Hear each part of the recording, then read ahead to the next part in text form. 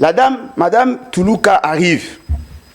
Elle commence effectivement à présenter son programme, son gouvernement.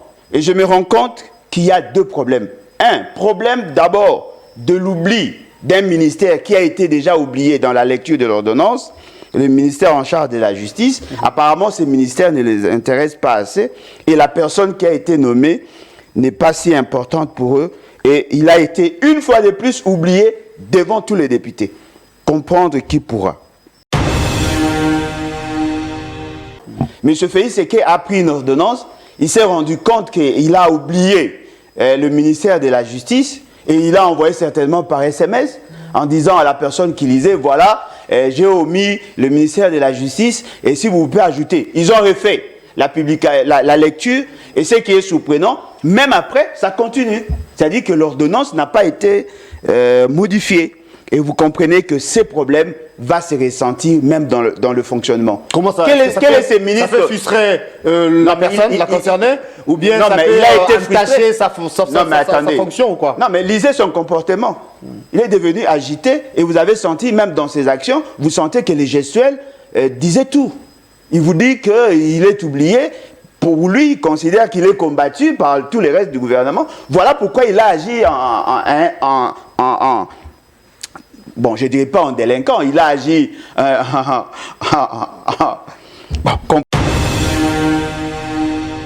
j'ai dit ouvertement, j'ai dit directement que vous êtes géré par des gens qui apparaissent moins consciencieux et moins sérieux dans ce qu'ils font. Je vous donne juste des éléments. Le massacre a eu les 7. Pour mettre le drapeau en berne, ça demande quoi? Il faut qu'il y ait l'intervention de la communauté internationale. Juste pour mettre le drapeau en berne, ça demande quoi? Il suffit seulement de prendre un communiqué et puis c'est tout. Parce que tant que nous n'arriverons pas à imprimer dans le chef de la population que la situation de l'Est doit nous préoccuper, les gens ne seront pas soucieux de ce qui se passe dans la partie Est. Parce que déjà l'État n'a pas mis des incitatifs. 2 jours après, j'ai vu celui qui est appelé commandant suprême.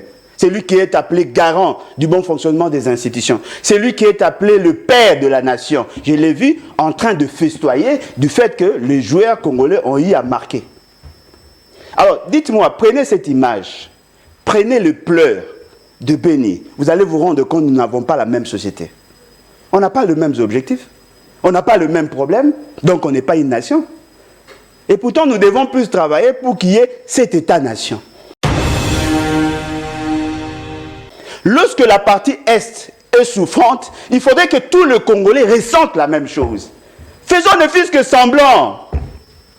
Ne donnons pas l'impression comme si leur problème le concerne et que eux. Non, ce n'est pas vraiment ça. Cher ami, aujourd'hui c'est votre anniversaire. Joyeux anniversaire. Merci beaucoup. C'est votre anniversaire. Oui. Je ne le souhaite pas. Votre frère est gravement malade. On l'amène à l'hôpital. Vous voulez organiser une fête chez vous. Quel serait le message que vous lancerez? Quelle serait l'attitude des autres membres de famille? Nous sommes africains. Au-delà de tout, nous sommes humains. Ne donnez pas l'impression comme si nous sommes des animaux. Même les animaux, ils sont solidaires. Nous sommes endeuillés. On a tué nos frères chez nous. Et on trouve que c'est normal. Parce que tout le monde, on devient insouciant. C'est-à-dire que les dirigeants congolais ont un cœur dans un état végétatif. Ils ne ressentent plus rien. Vous savez pourquoi? Le pays est en train de mourir. C'est-à-dire que nous ne savons plus être solidaires vis-à-vis de nous. Et pourtant, nous souhaitons devenir un État-nation. Développer la volonté de vivre ensemble, le vouloir vivre collectif. Pour que nos frères de la partie Est se sentent considérés, chaque fois qu'ils ont un problème, ils doivent sentir que cela nous touche dans le plus profond de nos cœurs. Mais le message que j'ai vu, la publicité de la dentifrice que j'ai vue à la télé là, c'est-à-dire qu'on voit celui qui est censé porter les aspirations de la population. Il est souriant. Même la communauté internationale ne prendra pas au sérieux. On tue chez vous. Et on vous voit dans le festin. C'est ridicule. Voilà pourquoi j'ai dit, et j'insiste, je continue à insister. Faisons tout pour conjuguer M. Félix Séké au passé. Parce qu'il n'a pas de valeur. Moi, j'ai vécu pendant l'époque de Mobutu. On tue un Congolais, tout le monde était mobilisé. Mais aujourd'hui, on ne sent rien là. C'est pas normal. Avec Mobutu, c'était les Zaïre. Alors on va... Non, ce n'est pas, je vous dis, ce n'est pas normal. On va se dire au revoir. Non seulement que vous excluez certaines personnes dans le poste de responsabilité, mais même lorsqu'on les tue, vous ne le considérez pas. Alors je me pose la question, pourquoi Martin Fayulu doit être le premier à réagir? Dans ces fameux gouvernements, n'est-ce pas qu'il y a des gens qui ont été nommés au nom de cette province? N'est-ce pas qu'il y a la notabilité là-bas? Je le voyais là, se préparer pour être présenté, et ils étaient contents. Mais vous prétendez avoir été élu. Vos électeurs ont été tués. Aucune réaction. Aucune réaction. Un simple communiqué. C'est pas possible. Si vous voulez les changements, s'il vous plaît, peuple congolais, je l'ai dit ici avec autorité. Si vous voulez les changements, extirpez M. Félix et sa bande. On n'a pas de choix. Est-il arrivé à vous séduire avec ces genres de programmation? Parce que déjà, le premier point, la création de plus d'emplois, la protection ou protéger le pouvoir d'achat. Vous prenez, assurer l'accès aux services de base d'enseignement, avoir des services publics. C'est-à-dire qu'il y a une sorte de chevauchement dans les actions. Nous parlons là de la même chose. Parce que lorsque vous insistez sur le pouvoir d'achat, c'est justement pour stimuler la consommation et inciter les gens à plus investir. C'est-à-dire que quelqu'un qui ne sait même pas fixer les objectifs a orienté les actions du gouvernement. Et lorsque vous prenez le 6 axes, ça constitue pratiquement 3 axes en réalité. Mais il y a des questions qui sont épineuses, qui devaient en réalité être la priorité pour l'État. Vous prenez en termes de budget. La sécurité ne vient pas en première position. En termes de budget, alors que nous sommes dans une situation de guerre. Nous sommes dans une situation d'insécurité. Il fallait que l'on sente qu'effectivement, les objectifs tels que fixés par M. Félix Tshisekedi sont cohérents. Et puis, deuxièmement, en termes d'ordre dans la classification d'importance, que l'on sente qu'effectivement ces priorités-là apparaissent dans l'organisation et ce sont ces priorités-là qui ont plus de moyens. Regardez comment il a ventilé ces actions. Vous allez vous rendre compte que ces priorités-là ne sont pas prises en compte. C'est vrai qu'on va vous dire, pour la création d'emplois, pour inciter l'économie, on a mis 30%. Mais par rapport aux actions fixées par M. Félix Tshisekedi, la création de plus d'emplois, c'est-à-dire qu'on veut faire la promotion de petites et moyennes entreprises.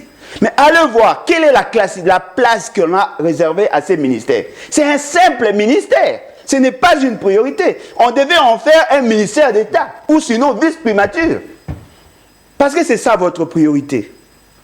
Comment pouvez-vous expliquer ce qui est prioritaire pour vous, mais le ministre vient en 30e position? Cela sous-entend qu'il n'a pas compris ce qu'il a dit. Vous prenez le ministère de l'Industrie, voyez la position. Vous allez vous rendre compte qu'en termes de classification d'importance, M. Félix Tshisekedi n'a pas su prendre ce qu'il a constaté comme fait et en faire de politique publique.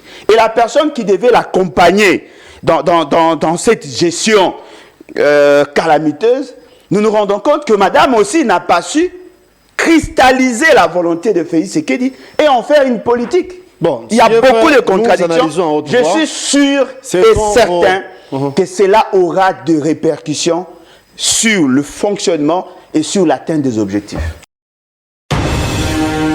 Bon, comme le Maniema n'est pas une province du pays. Non, on n'a pas dit ça. Non, mais apparemment c'est ce que vous avez dit en sourdine. Non, comme le Maniema n'est pas une province du pays, prenons acte apparemment c'est vous qui voulez créer, ou c'est ceux qui ont mis en place le gouvernement, ils veulent créer la balkanisation. Parce que c'est un droit consacré dans la Constitution. La représentativité des provinces est un impératif. C'est une obligation. Ça ne dépend même pas de la volonté des gens. C'est une obligation. Si une province n'est pas représentée, vous violez intentionnellement la Constitution. Et naturellement, si le procureur général près de la Cour constitutionnelle faisait très bien son travail, il devait interpeller la première ministre et même M. Félix Tshisekedi pour ne pas appliquer cette ordonnance. En réalité, ça devait être ça, la posture à développer au niveau de notre pays. On viole la Constitution, on se justifie. M. Kamer a dit qu'ils allaient corriger, et cela n'a pas été fait. Mais les gens de Maniema constatent qu'ils ont été exclus volontairement par un...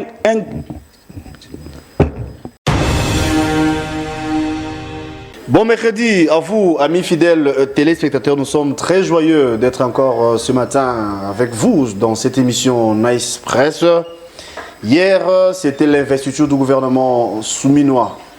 Enfin, les députés ont accepté les programmes du gouvernement présentés par Madame Judith Souminois.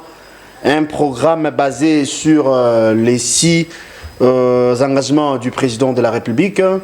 Un programme chiffré à la hauteur de 92,2 milliards de dollars. On parle du quinquennat. Mais en francs congolais, c'est plutôt une somme aussi importante de 267 000 milliards en francs congolais. C'est ce que Mme Souminois et son gouvernement nous proposent pour son programme du gouvernement. Alors, vous avez suivi, nous et vous avions suivi comment c'était. Maintenant, que dirions-nous si pas donner la chance à ce gouvernement de travailler tout ce qu'ils ont fait déjà comme promesse, que ce soit du concret pour l'intérêt de la RDC. On a parlé des 6 engagements des chefs de l'État. Il y a l'insécurité, il y a la situation des Congolais, il y a beaucoup de choses qui entrent en compte. Et nous osons croire que ça sera un pari gagné seulement pour l'intérêt du Congo. Le problème de la représentativité se pose encore problème. Je voulais dire ça et passer moi cette tautologie, parce que vous êtes sans ignorer que l'autre fois, les ressortissants de Maniema étaient mécontents du fait que Maniema comme province n'a pas été représentée au niveau du gouvernement souminois, alors que nous avait promis qu'il y aurait une ordonnance pour réparer l'erreur. Mais hier, il y a eu investiture sans la présence d'un membre ou encore d'un digne fils du Maniema. On peut s'en passer, s'il faut dire ça comme ça, mais est-ce qu'il y aura réparation ou pas? Nous allons vous en dire plus. Sur ce plateau, nous avons le plaisir et l'honneur de recevoir un habitué que vous connaissez en la personne de M. Alain Bouloudjoa, qui est le président de ces mouvements qu'on appelle, le président coordonnateur de mouvements qu'on appelle le BAT, les Vents Nous et Bâtissons. Alain Bouloudjoa est de l'opposition, c'est un politique congolais. Avec lui, nous allons scruter l'actualité. Avec lui, nous allons vous éclairer par rapport aux questions évoquées déjà. Il y a eu massacre à Beni il y a peu.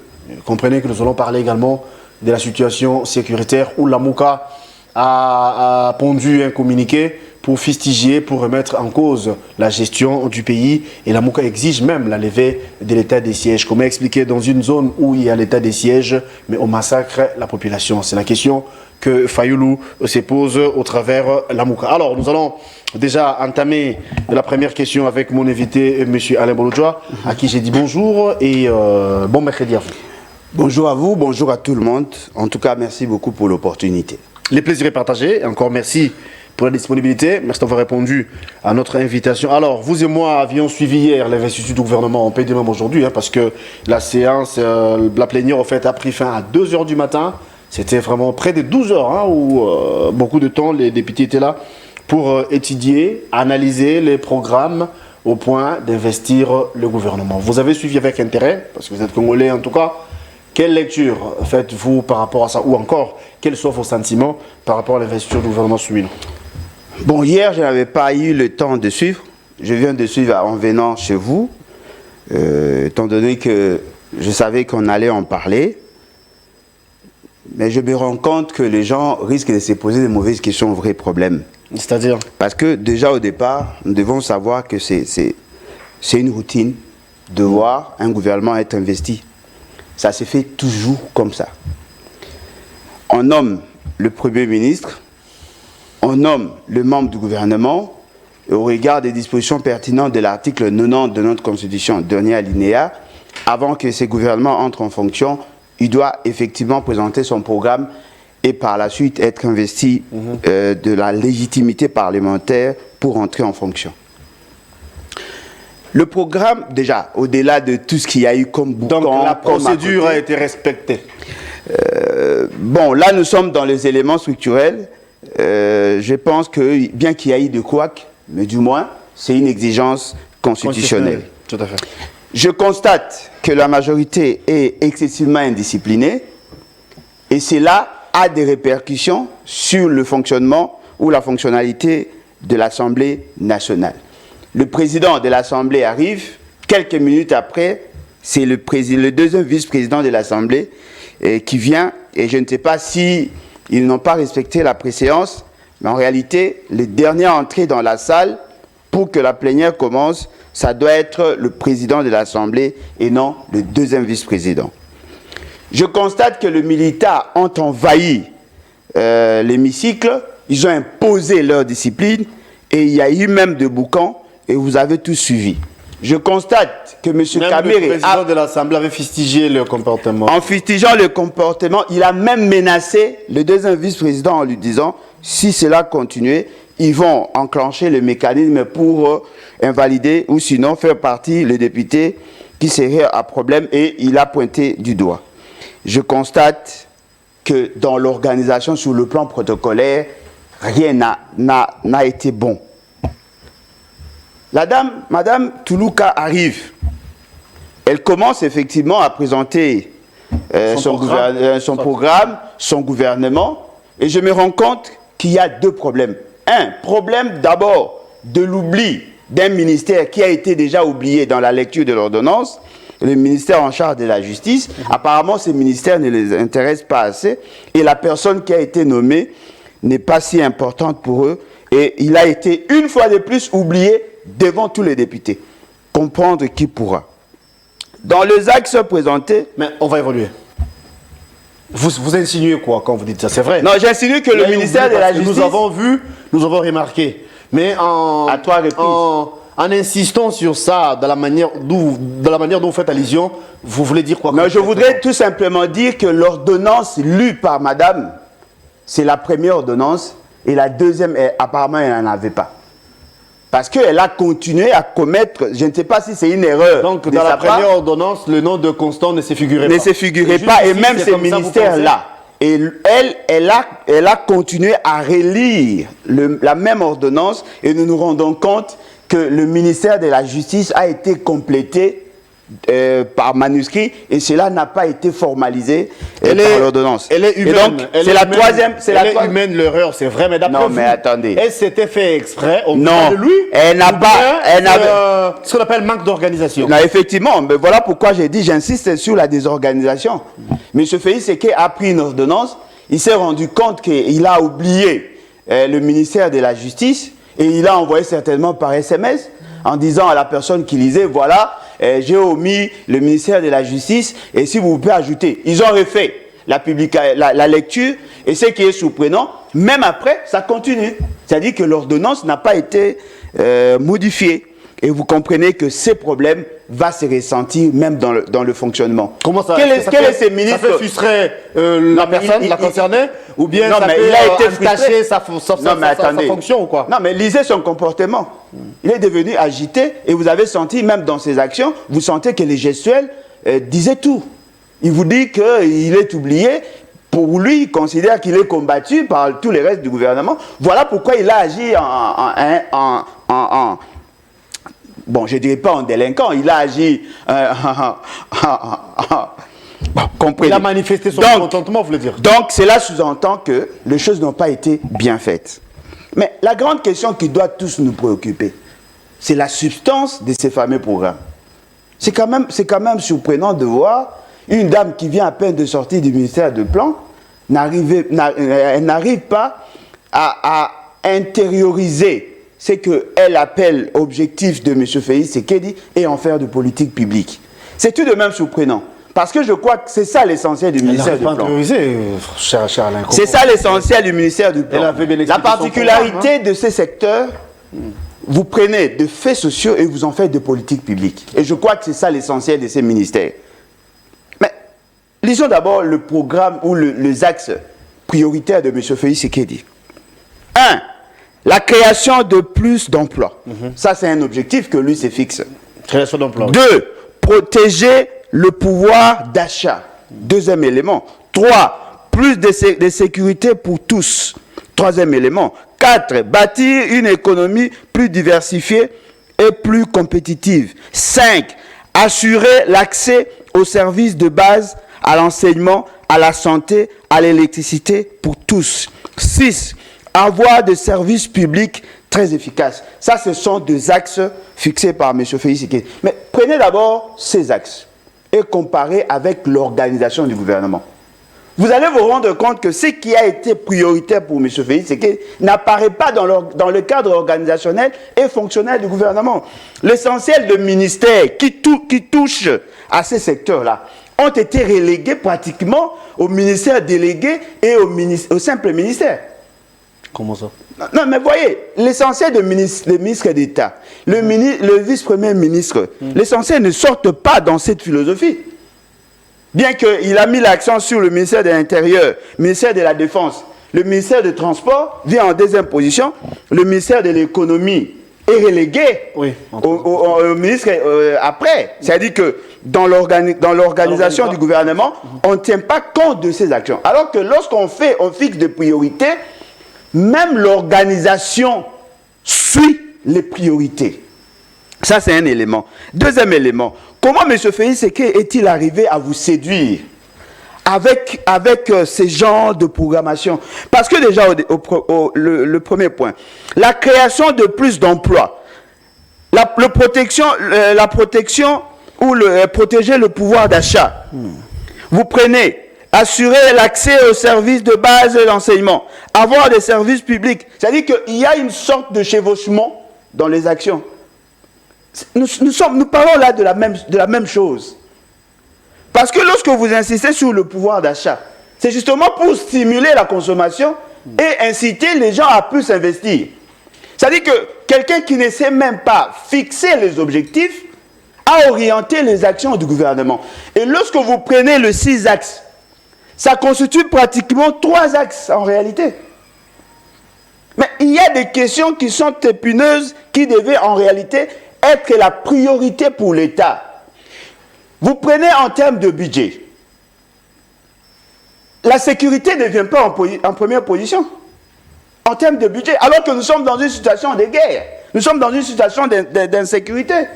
Il fallait que l'on sente qu'effectivement, les objectifs tels que fixés par M. Félix Tshisekedi sont cohérents. Et puis, deuxièmement, en termes d'ordre dans la classification d'importance, que l'on sente qu'effectivement ces priorités-là apparaissent dans l'organisation et ce sont ces priorités-là qui ont plus de moyens. Regardez comment il a ventilé ces actions. Vous allez vous rendre compte que ces priorités-là ne sont pas prises en compte. C'est vrai qu'on va vous dire, pour la création d'emplois, pour inciter l'économie, on a mis 30%. Mais par rapport aux actions fixées par M. Félix Tshisekedi, la création de plus d'emplois, c'est-à-dire qu'on veut faire la promotion de petites et moyennes entreprises. Mais allez voir, quelle est la place qu'on a réservée à ces ministères. C'est un simple ministère. Ce n'est pas une priorité. On devait en faire un ministère d'État, ou sinon vice-primature. Parce que c'est ça votre priorité. Comment pouvez-vous expliquer ce qui est prioritaire pour vous, mais le ministre vient en 30e position? Cela sous-entend qu'il n'a pas compris ce qu'il a dit. Vous prenez le ministère de l'Agriculture et le ministère de Pêche et Élevage. Regardez dans la classification. Parce que ce sont ces secteurs-là qui donnent plus de l'emploi. Vous prenez le ministère de l'Industrie. Voyez la position. Vous allez vous rendre compte qu'en termes de classification d'importance, M. Félix Tshisekedi n'a pas su prendre ce qu'il a constaté comme fait et en faire de politique publique. Et la personne qui devait l'accompagner dans cette gestion calamiteuse, nous nous rendons compte que madame aussi n'a pas su cristalliser la volonté de Félix Tshisekedi et en faire une politique. Bon, il y a beaucoup de contradictions. Je suis sûr et certain que cela aura des répercussions sur le fonctionnement et sur l'atteinte des objectifs. Vous parlez de répercussions, vous faites les analyses à haute voix, ça c'est vrai. C'est à peine 2, 3, 4 heures que le gouvernement venait d'être investi. Nous faisons croire que les actions seront peut-être différentes de ce que vous imaginez, parce que le souhait de tout Congolais est que les choses puissent aller de l'avant. Ah, vous Vous souhaitez. parlez des priorités. Vous n'avez peut-être pas tort. La manière dont c'est classifié ou c'est ventilé, vous l'avez si bien dit que apparemment il y a des ministères qui semblent être négligeables alors qu'on devrait plutôt propulser ces derniers. Mais n'avez-vous pas qu'il y a lieu d'attendre plus les actions que les écritures dont vous faites allusion? Non, moi je n'ai pas été formé pour être sociologue. J'ai été formé pour être spécialiste sur des questions de développement et sur la mise en place de politiques publiques. Okay. Voyez-vous? La création de plus d'emplois. Ouais. L'État crée, les privés également. Et ce sont plus les privés qui ont la capacité de créer plus d'emplois. Bâtir une économie plus diversifiée et plus compétitive. Ça dit la même chose. C'est la même chose. Peut-être que là, on est pour le deuxième point, on est dans des objectifs généraux. Pour le second, c'est dans les objectifs opérationnels. Quelqu'un qui confond des choses comme ça, et vous pensez que c'est cette personne qui doit orienter les actions dans l'État? Non. Cher ami, je voudrais construire une maison. Ça, c'est un objectif. Je voudrais construire un salon. Ça fait partie du premier objectif. N'en faites pas deux. C'est la même chose. Parce que quand on construit une maison, il y a aussi les salons. C'est ce que M. Félix Tshisekedi fait. La création d'emplois n'est qu'une conséquence de la diversification de l'économie. Ce n'est qu'une conséquence. Ce n'est qu'une conséquence. Ça ne peut pas être le but poursuivi. Lorsque vous cherchez à diversifier l'économie, c'est-à-dire que vous allez chercher les secteurs à grande capacité productrice et créatrice d'emplois, il y a notamment l'agriculture, la pêche et l'élevage. Ce sont des secteurs qui semblent être oubliés. L'environnement, la gestion de l'environnement, ça fait partie des secteurs à forte capacité créatrice d'emplois. L'industrialisation, ce n'est qu'une conséquence logique. Lorsque vous mettez ces accents-là, dans ces secteurs-là, la conséquence serait la création d'emplois et le renforcement de capacités de consommation. Parce que lorsqu'on crée des emplois, on donne des sources de revenus. Les sources de revenus augmentent la propension à consommer. En cherchant à consommer, vous achetez, c'est-à-dire qu'il y a le bénéfice. En créant le bénéfice, on augmente l'investissement. En créant les investissements, on crée encore d'autres opportunités. C'est-à-dire que déjà dans la conception, vous vous rendez compte que le plus grand problème dans ces pays, c'est l'incapacité à M. Félix Tshisekedi à mettre en place de politiques cohérentes. Et je l'ai senti dans la présentation du gouvernement et dans ces fameux programmes. Et vous allez vous rendre compte que ça ne va rien apporter. Ce sont en fausse observation. Vous avez déniché les failles. Non, il y en a autant. À en croire de... il y en a autant. De ce que vous dites. Il y en a autant. Mais au regard de tout ce qui se passe, nous venons plutôt d'avoir un gouvernement investi. Quelle chance peut-on ou pouvez-vous donner à ce gouvernement? Non, mais si vous avez joué au PMU, attendez-vous à la chance. Parce qu'apparemment, on voudrait faire du résultat de la gouvernance un fait aléatoire. Non, ça se planifie. Ça se planifie. Les développements se planifient. Les résultats se planifient. Vous ne pouvez pas improviser comme ça et dans l'espoir de trouver des... Apparemment, vous pensez que c'est Dieu qui doit agir. Mais non, pas du tout. Qu'est-ce que vous appelez planifier alors qu'il y a un gouvernement qui est là, donc il y a une planification. Non, mais on planifie l'échec. Objectifs assignés. Non, mais et voilà, attendons plutôt le résultat. On planifie l'échec. On planifie l'échec. Vous avez dit ici que la dame a eu à fixer comme objectif financier 92 milliards et de poussière. Un budget pluriannuel, 5 ans. Si vous allez dans une approche linéaire, vous allez vous rendre compte que c'est dans le 18 milliards 500 millions de dollars l'an. Mais n'oubliez pas qu'elle est en train de comptabiliser cette année aussi. Parce que quand on doit parler en termes de 5 ans, il faut aussi compter 2024. Nous sommes au mois de juin. On vient de consommer pratiquement 6 mois. Pouvez-vous me dire que nous serons en mesure d'avoir un budget de 18 milliards? Non. Cela veut dire quoi? Nous avons déjà échoué pour 6 mois. Elle doit commencer à mobiliser 18 milliards cette année.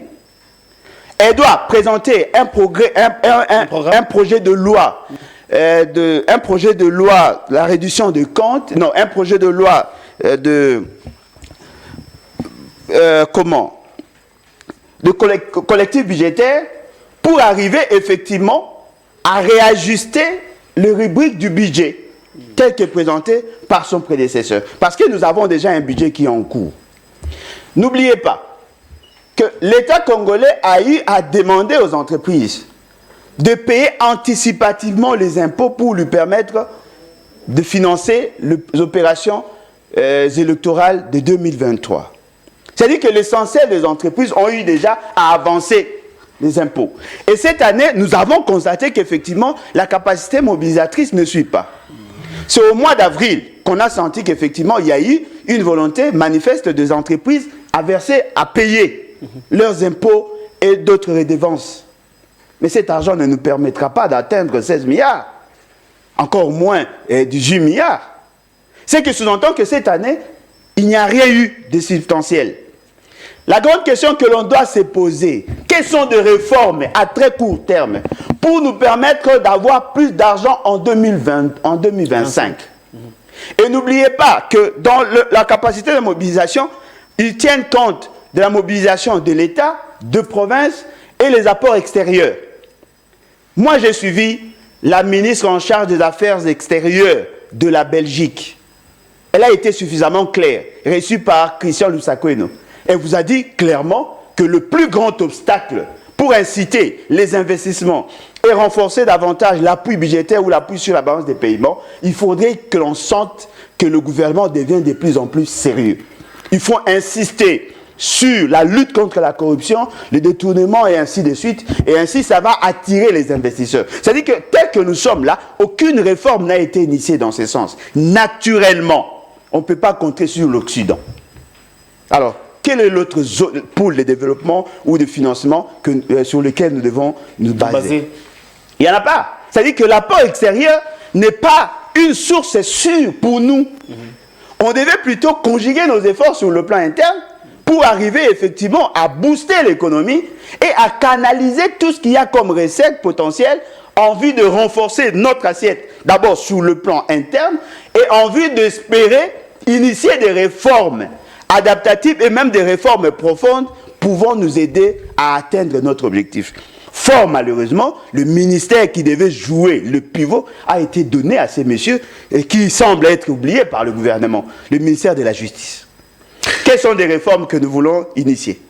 Jusque-là, il n'y en a pas. Ce qui sous-entend, cette année sera consommée juste pour apprendre les ABC. Non, sa politique n'est pas encore connue, mais tous savons que le but, l'idéal ici, c'est de lutter contre la corruption, vous l'avez si bien dit. Non, il ne peut pas lutter contre la corruption avec Félix Sekei à la tête du pays. Nous avons une structure qu'on appelle l'UJF qui continue, tant bien que mal, à faire son travail. Vous avez dit, ça, je ne sais comment vous contredire, mais du moins, à moitié, je peux me permettre de dire que vous avez raison, qu'on ne peut en aucun cas compter sur l'Occident. Nous avons l'obligation, on se voit vraiment dans l'obligation de mobiliser les recettes à l'interne pour crédibiliser d'abord le gouvernement et puis après les investisseurs peuvent venir. Mais vous oubliez que la volonté y est, c'est vrai. Quelle volonté? De bien faire les choses. Ah bon? Vous pensez que s'il y avait la volonté, on pouvait nommer une telle dame à la tête du gouvernement? Est-ce que vous savez les scandales qu'il y a eu? Vous pensez que sa présence, c'est dire non, mais effectivement, elle est l'antithèse. Elle a une mission. Non, mais oui, elle a une mission effectivement de sécuriser les intérêts de Félix Sekei. Elle est l'antithèse de la politique de lutte contre la corruption et le détournement de fonds publics. Elle est l'antithèse. Comment on peut dire ça, chef? Non, mais je vous dis, avez-vous une idée sur la situation de ces fameux programmes de 145 territoires qu'elle a eu à piloter? Attendez, vous allez voir les scandales. Je vous prends la province de Mai-Ndombe, juste ici à côté. Mais il y a votre confrère Israël Mutombo qui vient de mener des enquêtes là-bas. Mais vous serez scandalisé. Lorsque je vous disais que ces pouvoirs de la honte a créé les conditions pour le détournement, personne ne me croyait. L'essentiel des entreprises qui auraient gagné les marchés, ces entreprises ont été créées quelques mois avant le lancement des travaux. Il y a des fonds publics qui ont été mis à leur disposition et qui ont été détournés. Et voilà pourquoi Constant Moutama a un grand travail à faire. Non, mais grand travail, c'est-à-dire il doit commencer à faire arrêter Mme Toulouka et à faire arrêter M. Félix Sekei. Sera-t-il en mesure de le faire? Avec quelle justice? Il peut avoir la volonté du monde, mais ce n'est pas lui qui gère le procureur et le juge.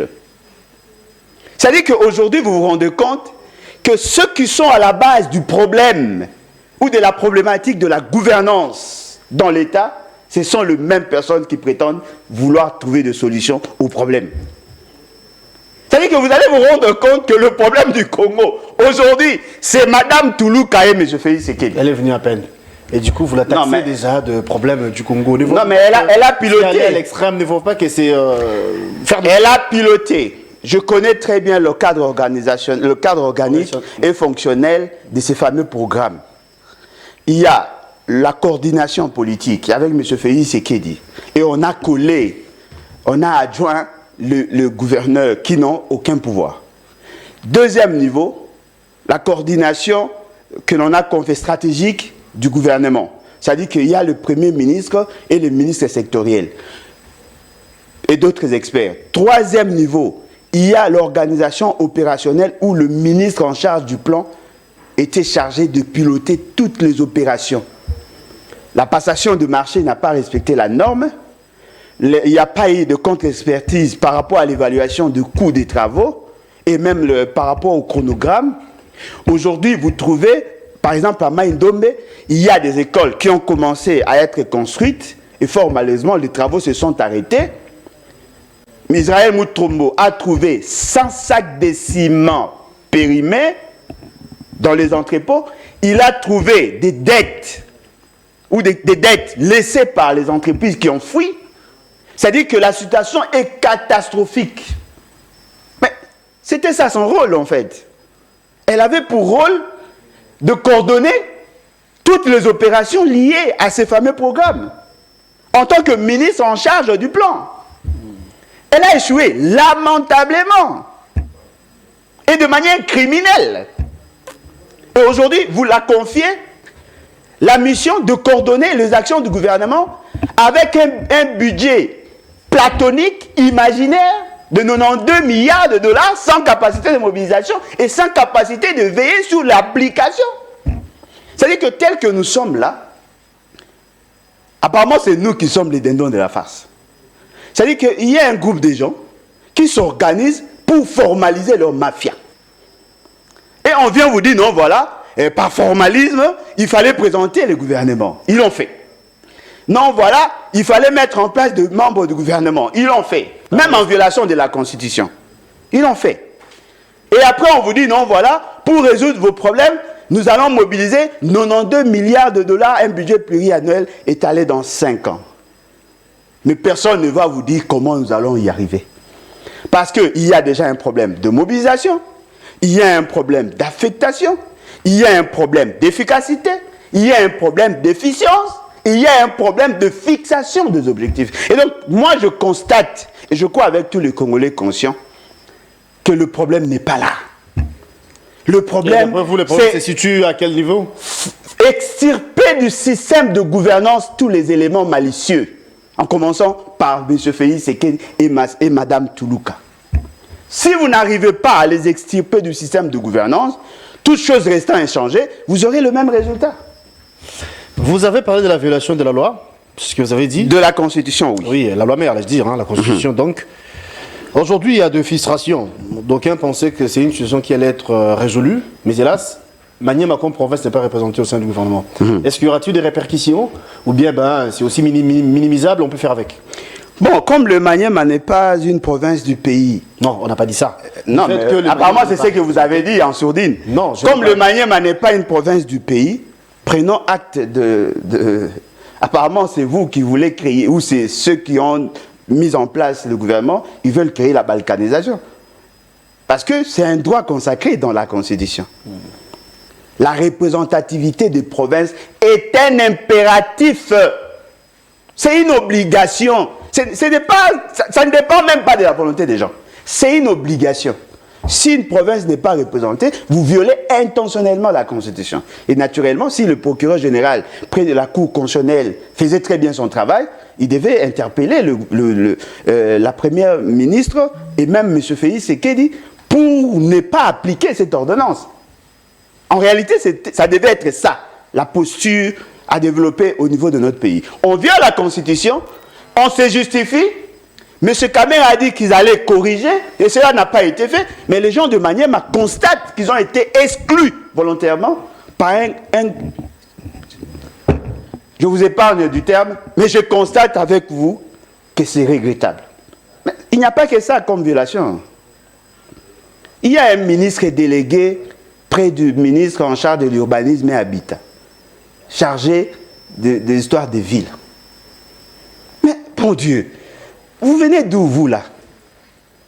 Franchement, nous sommes dans le régionalisme constitutionnel, dont le maître mot est la décentralisation. Nous avons 4 entités territoriales décentralisées, notamment les villes. Il est strictement interdit au gouvernement central de s'ingérer directement sur la gestion des villes. C'est ça l'esprit de la Constitution. Et vous créez un ministère délégué en charge du développement ou de la gestion des villes. Il va... C'est un maire de la ville. Ou un maire des villes, parce qu'il y en a plusieurs. En violation de la volonté cristallisée du peuple. Il viole intentionnellement la Constitution. Il y aura chevauchement d'après vous? Il y aura interférence? Non, mais attendez. Si le gouverneur ne peut pas gérer la ville, quid alors du membre du gouvernement central? Parce qu'il y a un maire de la ville adjoint et 4 échevins. Le maire de la ville et le maire de la ville adjoint sont élus au suffrage universel indirect. Ils ont une autonomie de gestion élargie parce que nous avons opté pour un État unitaire fortement décentralisé. Ils doivent prendre leurs initiatives seuls. Cependant, il y a un passerelle de collaboration entre les entités territoriales décentralisées pris in globo, le gouvernement provincial et l'État, conformément aux dispositions pertinentes de la loi de 2008 portant composition, organisation et fonctionnement des entités territoriales décentralisées et leur rapport avec les provinces et le gouvernement central. On n'a jamais dit qu'on pouvait avoir un tel département au niveau du gouvernement. Ça ne peut pas exister. Nous ne sommes pas dans la déconcentration, nous sommes dans le régionalisme constitutionnel. C'est-à-dire que des gens qui ne maîtrisent même pas les ABC de la gouvernance. Et vous comprenez pourquoi ils veulent la changer. Pourquoi d'après vous? Mais parce qu'ils ne comprennent rien du tout. Ils ne comprennent rien. Si vous nommez quelqu'un qui doit gérer les villes, ça veut dire que vous faites de lui un supérieur par rapport au maire de ville. Il doit commencer à instruire le maire de ville. C'est ça? C'est ça, M. Félix, c'est qu'il est sa gouvernance polluée? Voilà pourquoi j'ai dit, et j'insiste là-dessus, le plus grand problème, c'est M. Félix et Mme Toulouka. Il faut s'en débarrasser au plus vite et sauver la République. On n'a pas de choix. On ne peut pas donner un couteau à un enfant envoûté. C'est pouvoir, l'union sacrée apparaît aujourd'hui comme un enfant envoûté à qui on donne un couteau. On va parler sécurité ou insécurité si vous voulez. Il y a eu massacre à Beni-Yapé. Martin Fayoulouvier la Mouka hausse le ton pour dire que trop c'est trop. Comment expliquer dans une zone où on a instauré l'état des sièges, mais les assaillants viennent librement pour s'apprendre à la population au point de tuer ces derniers? C'est vrai, Kinshasa avait fustigé les comportements au point de trouver solution, n'est-ce pas? Solution de quoi? Restaurer la paix. L'enterrement. Est-ce bien que c'est procédural? Ah bon? Mais sinon, la situation sécuritaire qui nous préoccupe jusqu'ici, qu'est-ce que vous en dites? C'est vrai, c'est une question J'ai dit ouvertement, j'ai dit directement que vous êtes géré par des gens qui apparaissent moins consciencieux et moins sérieux dans ce qu'ils font. Je vous donne juste des éléments. Le massacre a eu les 7. Pour mettre le drapeau en berne, ça demande quoi? Il faut qu'il y ait l'intervention de la communauté internationale. Juste pour mettre le drapeau en berne, ça demande quoi? Il suffit seulement de prendre un communiqué et puis c'est tout. Parce que tant que nous n'arriverons pas à imprimer dans le chef de la population que la situation de l'Est doit nous préoccuper, les gens ne seront pas soucieux de ce qui se passe dans la partie Est. Parce que déjà l'État n'a pas mis des incitatifs. 2 jours après, j'ai vu, c'est lui qui est appelé commandant suprême C'est lui qui est appelé garant du bon fonctionnement des institutions. C'est lui qui est appelé le père de la nation. Je l'ai vu en train de festoyer du fait que les joueurs congolais ont eu à marquer. Alors, dites-moi, prenez cette image, prenez le pleur de Béni. Vous allez vous rendre compte que nous n'avons pas la même société. On n'a pas les mêmes objectifs. On n'a pas le même problème, donc on n'est pas une nation. Et pourtant, nous devons plus travailler pour qu'il y ait cet État-nation. Lorsque la partie Est est souffrante, il faudrait que tout le Congolais ressente la même chose. Faisons ne fût-ce que semblant. Ne donnons pas l'impression comme si leur problème ne concerne que eux. Non, ce n'est pas vraiment ça. Vrai. Cher ami, aujourd'hui c'est votre anniversaire. Joyeux anniversaire. Merci beaucoup. C'est votre anniversaire. Oui. Je ne le souhaite pas. Votre frère est gravement malade. On l'amène à l'hôpital. Vous voulez organiser une fête chez vous. Quel serait le message que vous lancerez? Quelle serait l'attitude des autres membres de famille? Nous sommes africains. Au-delà de tout, nous sommes humains. Ne donnez pas l'impression comme si nous sommes des animaux. Même les animaux, ils sont solidaires. Nous sommes endeuillés. On a tué nos frères chez nous. Et on trouve que c'est normal. Parce que tout le monde, on devient insouciant. C'est-à-dire que les dirigeants congolais ont un cœur dans un état végétatif. Ils ne ressentent plus rien. Vous savez pourquoi? À force de dénombrer le mort, on pense que c'est normal. Non, comme c'est seulement 78 ou 50, ce n'est pas assez. On a connu pire. Non, le pire, c'est ce que nous avons vécu. Pour deux raisons. Un, ils ont été tués par qui, d'après ce qu'on nous dit? Les ADF. Les ADF. Mais comment on les appelle? Les Ougandais sont chez nous. Depuis qu'ils sont entrés, ils ne sont pas répartis. On nous avait dit qu'ils sont venus justement pour mener des opérations conjointes en vue d'y mettre fin. Depuis qu'ils sont là, on a attaqué l'Ouganda combien de fois? Mais chez nous, ils continuent à tuer. Nous sommes dans un état de siège. C'est-à-dire qu'on a renforcé la présence militaire. Et en sus de ça, il y a des armées de troupes étrangères qui sont venues dans le cadre de la bilatéralité, mais aussi dans le cadre de EAC, qui sont encore là. Ils sont là. Et c'est pendant ces temps-là qu'on tue chez nous. Et les gens pensent que c'est un fait anodin. Non! Le pays est en train de mourir. C'est-à-dire que nous ne savons plus être solidaires vis-à-vis de nous. Et pourtant, nous souhaitons devenir un État-nation. Développer la volonté de vivre ensemble, le vouloir vivre collectif. Pour que nos frères de la partie Est se sentent considérés, chaque fois qu'ils ont un problème, ils doivent sentir que cela nous touche dans le plus profond de nos cœurs.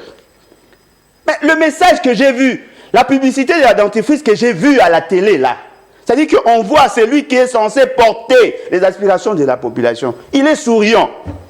Même la communauté internationale ne le prendra pas au sérieux. On tue chez vous et on vous voit dans le festin. C'est ridicule.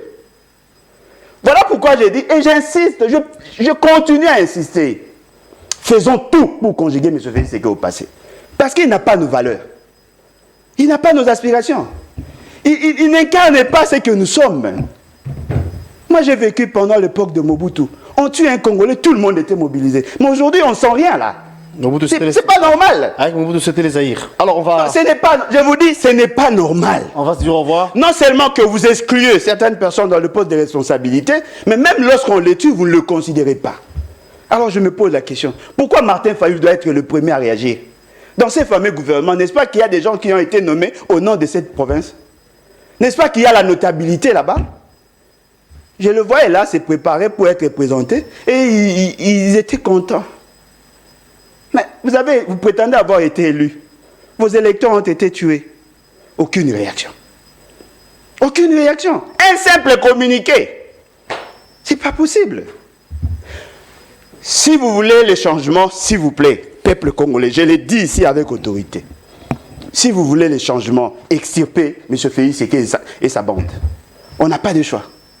Si vous voulez sauver la nation, on n'a pas de choix. Il y a un gouvernement qui va travailler pour que la paix soit retrouvée. Ça fait partie des objectifs. Ah bon, un gouvernement. Vous connaissez le profil du ministre de la Défense? S'il vous plaît. Connaissez-vous le profil du ministre de la Défense? Vous pensez qu'un infirmier commerçant est mieux placé pour gérer le ministère de la Défense? Pensez-vous vraiment qu'un non-initié peut être un bon ministre de l'Intérieur? Parlons d'abord du profit des personnes qui assument ces secteurs-là. Un infirmier, un non-initié, vous faites de lui ministre de la Défense? Un non-initié, vous faites de lui ministre de l'Intérieur? Et vous espérez quoi? Je crois que moi, j'ai fait ma part. J'ai fait ma part. Je vous dis, tel que nous sommes là, nous sommes mal partis. On prend des invertébrés, des gens qui n'ont pas assez d'atouts, on fait de membres du gouvernement, justement pour renflouer les caisses de leur parti, pendant que nous sommes dans une situation de crise, et vous pensez que c'est normal. Ça, c'est votre choix. Moi, en tant que révolutionnaire, je pense que nous devons extirper les éléments malicieux. Merci on n'a pas le choix. Je rappelle que vous êtes le coordonnateur, le président de ce mouvement qu'on appelle le BAT, les Vaunou et Bâtissons, opposant du régime, opposant congolais, politique de surcroît. Alain Bolodjoa, merci pour la disponibilité. Mais je me répète, pour dire que Yaya Investiture, c'était à peine quelques heures. Ça ne sert à rien. Nous osons croire. Ils ont été investis d'un pouvoir inutile. Ça ne sert à rien. Ce gouvernement sera à la hauteur, sera en mesure de, ça ne sert à rien, de relever même le défi. Quel défi? Le plus grand défi, c'est la crédibilité. Le plus grand défi de tout animateur, c'est la crédibilité. La dame n'est pas crédible. La dame n'est pas crédible. Allez voir le chaos qu'il y a dans les 145 territoires. La dame n'est pas crédible. Ne suivez pas la beauté. Nous parlons ici de la gouvernance. Elle n'est pas crédible. On ne parle pas de sa beauté. Ah, mais voilà. Non plus. Apparemment, c'est ça qui attire tout le monde. Pour évaluer ou encore pour juger la crédibilité de tout et chacun. Non, mais elle a eu à assumer de fonctions dans l'État. Elle a créé une désolation dans nos territoires. Attendez, vous allez voir les éléments. Cher Alain, merci beaucoup. C'est à moi de vous remercier. On peut vous retrouver prochainement. Non, il n'y a pas de problème. Il n'y a pas de problème. La rediffusion, c'est à 18h. Les internautes, abonnez-vous à Nextras Télévision. Abonnez-vous à la RTV1. Merci à la réalisation de Brandon. Merci à Pamphile Makanda. Merci à l'assistance d'Alain Choukourou. Je vois Bomolo. Merci également à Etandi Jires Mabek, à toute l'équipe qui nous accompagne ici présente. Merci à vous. On se retrouve demain, comme j'ai dit, un peu. Alain Bolodjoa, encore une fois de plus. Merci surtout pour cette marque de considération. C'est à moi de vous remercier. Merci, au revoir. À la prochaine.